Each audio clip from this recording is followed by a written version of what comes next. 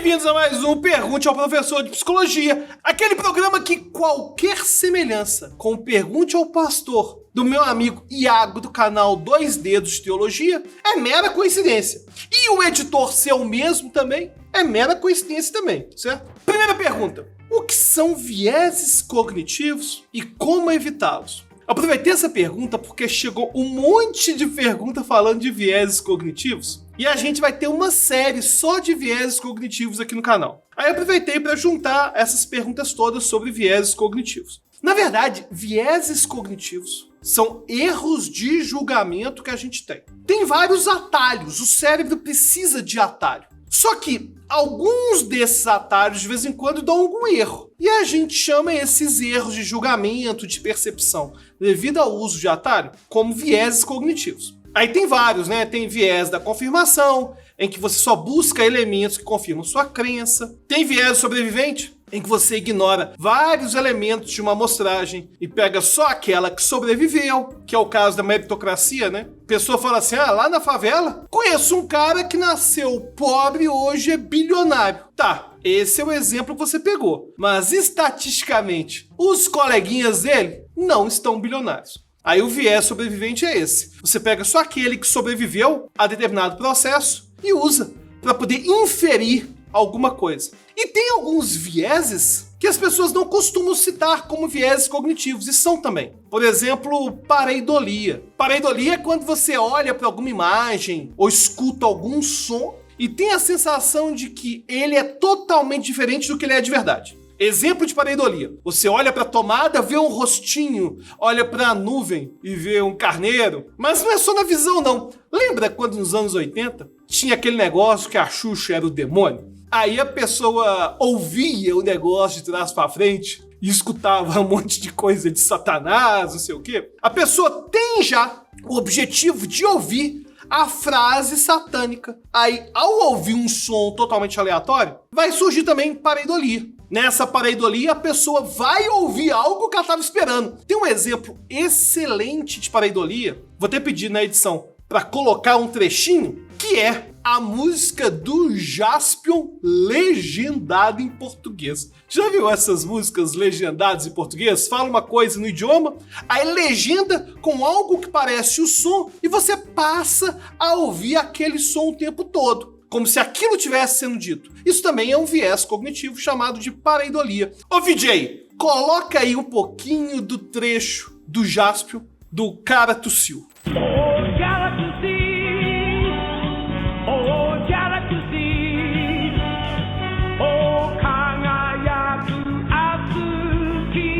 Aí, estamos sentindo o VJ da MTV dos anos 90, hein? Brincadeira. E como que a gente poderia evitar esses vieses cognitivos? Olha, ficar imune 100% não tem jeito. Não tem jeito mesmo, mas tem jeito de evitar. Estudá-los é uma forma de diminuir a influência dos vieses cognitivos na nossa vida. Então, quando você estuda sobre os vieses, assistindo aqui os vídeos do canal, você vai diminuir o poder que esses vieses têm de influenciar o seu julgamento. E hoje vamos ler mais perguntas associadas com esses vieses. Por que tanta gente tem saudade da ditadura no Brasil e ignora as prisões e torturas e falta de liberdade de expressão que existiram? Pois é, muita gente acha que essas pessoas hoje que têm essa saudade da ditadura são pessoas que são ditadoras, autoritárias. Pode até ser, mas em geral isso tem a ver com viés cognitivo. Existem dois vieses cognitivos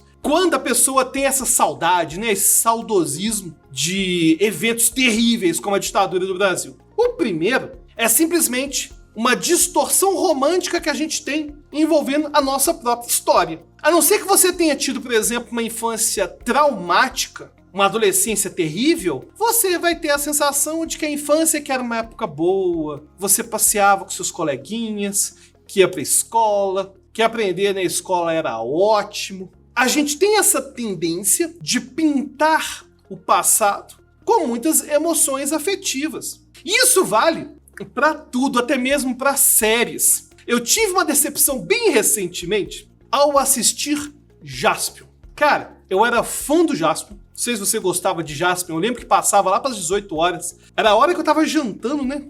Aí eu assisti o Jaspion na minha televisãozinha pequenininha assim, preta e branca que tinha. E cara, eu achava Jaspion fantástico. Até que, há uns 10 anos, não sei se você vai lembrar disso, saiu um box especial do Jaspion. Uns box com todos os episódios. Cara, vou assistir. Vai ser incrível. Comprei o box. Cara, eu comprei na pilha. Deve ser bom demais.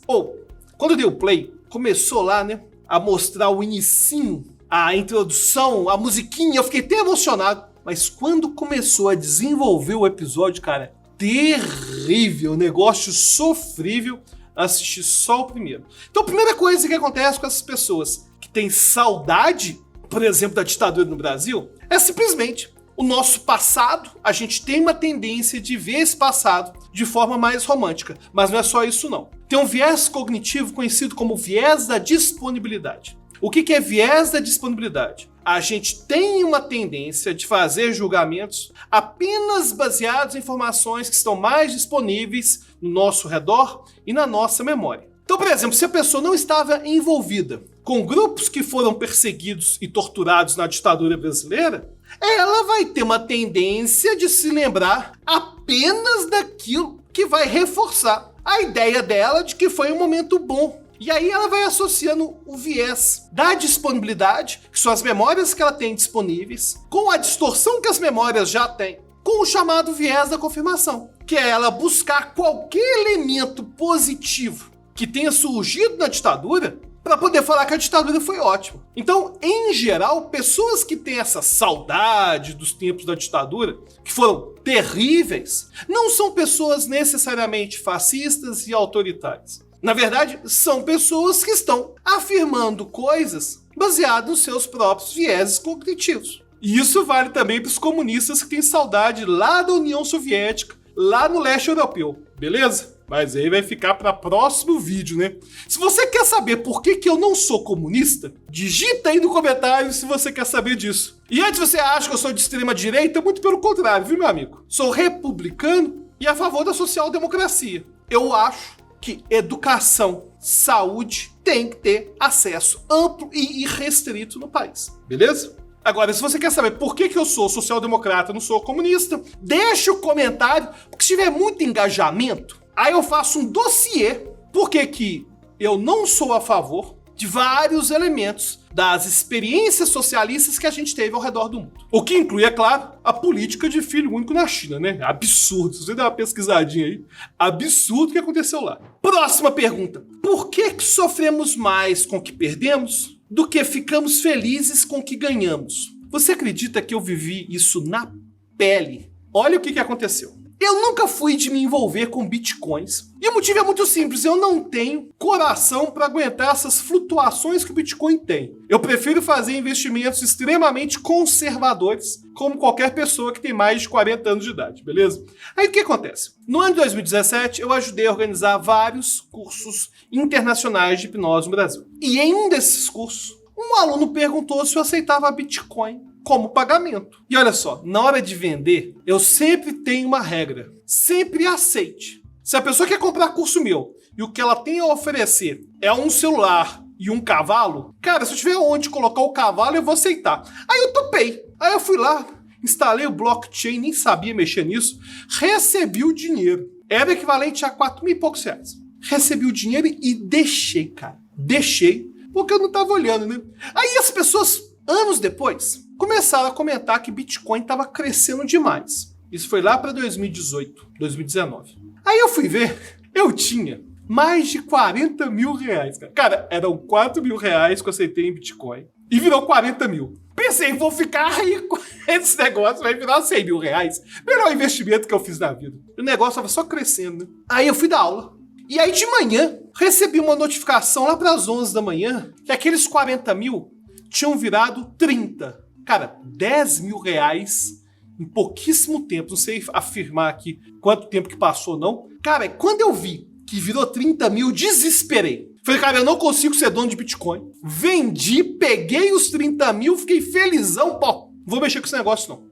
Ainda bem que vendi. Agora, o interessante dessa história é o seguinte. Eu tinha 4 mil reais, viraram 40, mas no final fiquei com 30 mil. Cara, era 4 mil, virou 30 mil. Você acha que eu fiquei feliz ou triste? Claro que eu gostei de ter ganhado 30 mil reais, mas você acredita que a sensação de que eu tinha 40 e perdi 10 me foi mais impactante? Olha que loucura isso, cara. Me foi mais impactante do que os 4 mil que viraram 30. Então você perceba que a gente tem um viés cognitivo fortíssimo que se chama aversão à perda. A gente odeia perder, odeia. A sensação de estar perdendo, considerando a mesma quantidade, que nesse caso nem foi a mesma quantidade, mas se for a mesma quantidade, a quantidade de felicidade que eu ganho ao obter 1.000 reais e a quantidade de tristeza que eu tenho ao perder 1.000 reais, ao comparar as duas, a quantidade de tristeza ao perder os 1.000 é infinitamente maior do que a felicidade que eu tenho ganhando 1.000 reais. E o Kahneman, autor do Rápido e Devagar, Duas Formas de Pensar, tem pesquisas envolvendo isso. Envolvendo essa aversão que a gente tem a perdas. E isso não vale só para dinheiro, não. Às vezes a pessoa tem um relacionamento que ela não tá nem aí pro outro, nem aí. Trai até. Não respeita, xinga, ignora.